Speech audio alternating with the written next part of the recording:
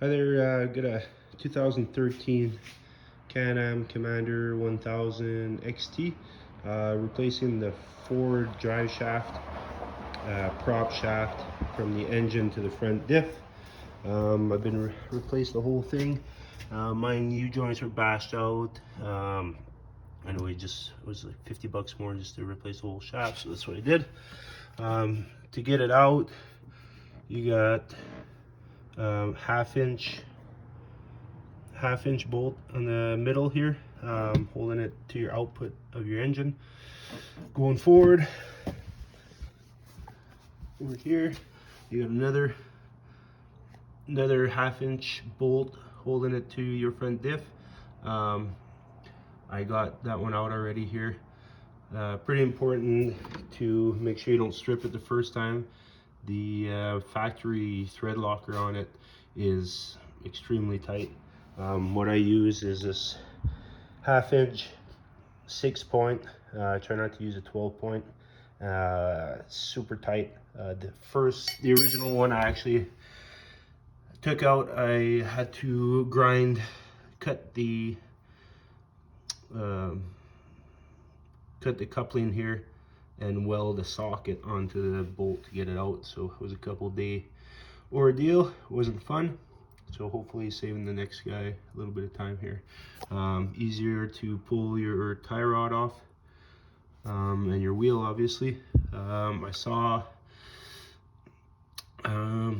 yeah, so pull that bolt, pull the other bolt from the output of the engine, and then instead of Can-Am just splining these splines another half-inch or quarter-inch, they didn't do that. So you have to loosen up the front diff.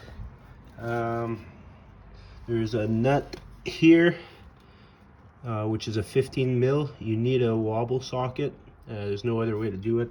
I saw a guy drill through your frame. You definitely don't want to do that. Even going from the bottom, it's not really necessary.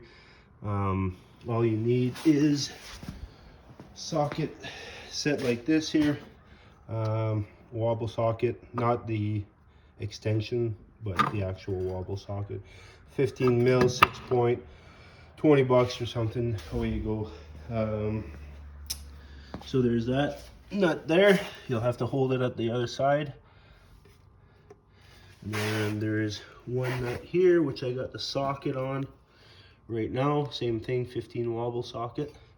It's kind of hard to see there, but all you need to do is pop your plastic cover for your rad and pop that off real easy.